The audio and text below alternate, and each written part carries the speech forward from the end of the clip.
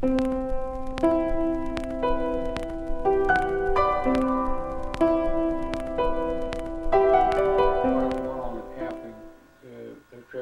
of us went down to Elk Springs. Yeah, that's what I was talking Down about. to Elk Springs on the Elk River. I think it was also known as the Cowskin, but I think the real name of it was the Elk River there at Elk Springs, and that's just 2 miles north of Knoll.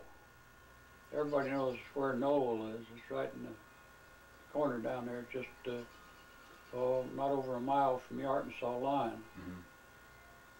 And I think the next stop on the railroad down there is Sulphur Springs, Arkansas. I think that's the first stop in Arkansas, Sulphur Springs. We went down there. We had we got off the train and walked a short half mile. Or we see the bluff over there, and the river run along below the bluff. And we just walked over there with a little pup tent, and we used that to put the food and the blankets in during the daytime. At night, we just rolled the blankets out built a little fire and rolled the blankets out on the sand there, and put our feet up next to the fire. Of course, fire didn't last very long, but it got cool. Yeah. It got cool up there at night. And that was in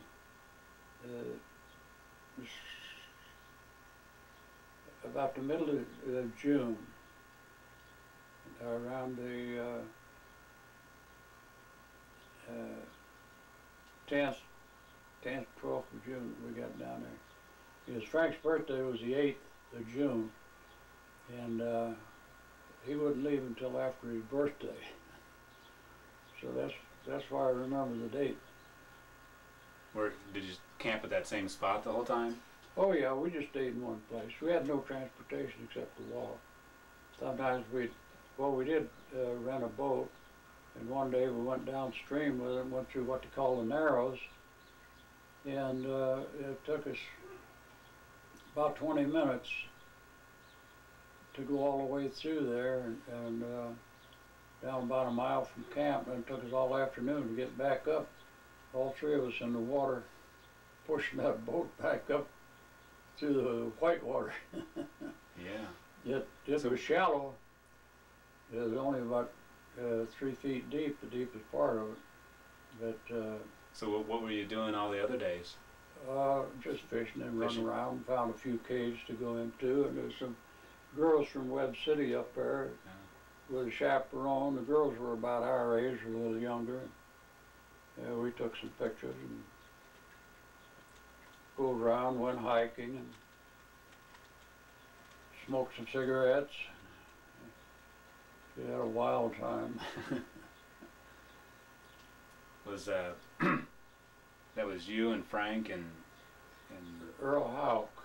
Now, was he that friend of yours that Earl Houck was the other boy. that you went? Frank, that's Frank Conrad. He's still living, and his birthday is the 8th of June. He'll be 88 next month. Mm-hmm. He's just a month older than me. The other friend was up Earl Houck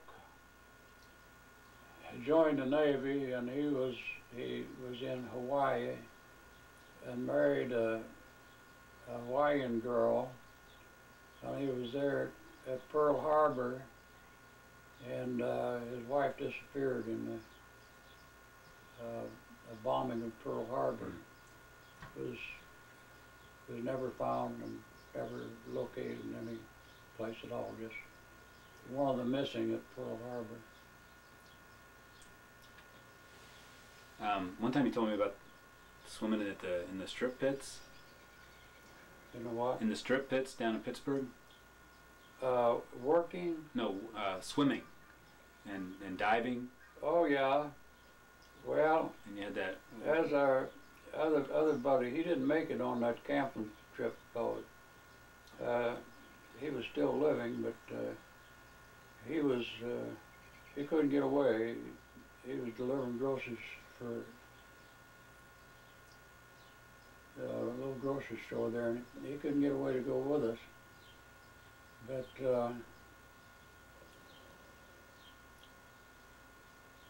it was right after right after the 4th of July in 1923 that we went swimming in one of the strip mines just right close to Pittsburgh, right at the edge of town. And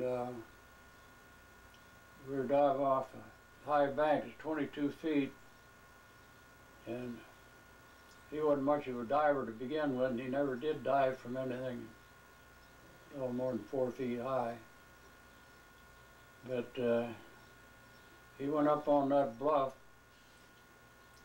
I knew he didn't want to dive, and everybody else knew he didn't want to dive, but he wouldn't come down, and it began to get dark, so finally he dove off of there, but he didn't hit right. I was in the water, I was waiting for him to dive, looking up at him. When he hit, one leg went sideways.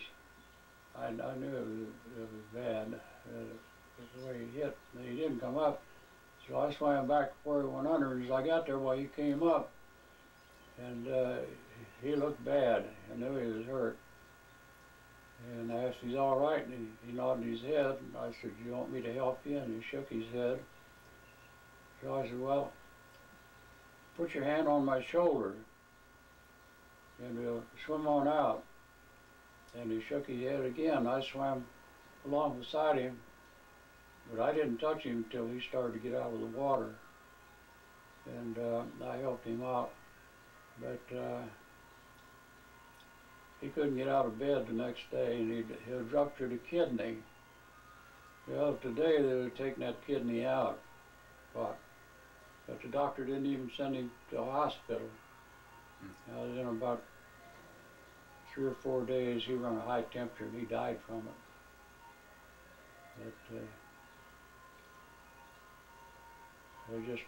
it was just too bad. I guess at that time maybe they believed you had to have 2 kidneys. I don't know. The doctor knew what was the matter with him, but they didn't do anything about it. Maybe they believed there was nothing you could do about it. I know he went into a high fever. He recognized him. He came and told me that he was dying, and I went over, and he recognized me.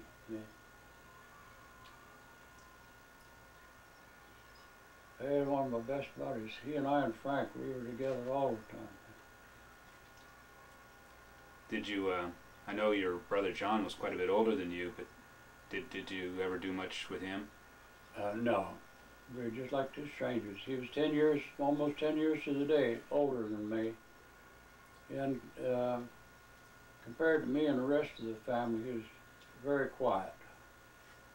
He was a little guy. He went in World War I. He was in the Army in World War I. He weighed 120 pounds when he went in service. You know, about 5'5". Did he go in right away, or was he drafted? No, he was drafted, and he never got out of the United States. Oh, really? But he was at Fort Riley in 1918 during the flu epidemic, and they put him and 4 other men in stables. They had cleaned up those stables over there. See, that was cavalry. Cavalry? Mm-hmm. I said it right. I didn't say cavalry. I didn't say cavalry. Cavalry. And they cleaned those barns up and used them for barracks. And they put John and the buddy of his from Frontenac in there, and 3 other soldiers.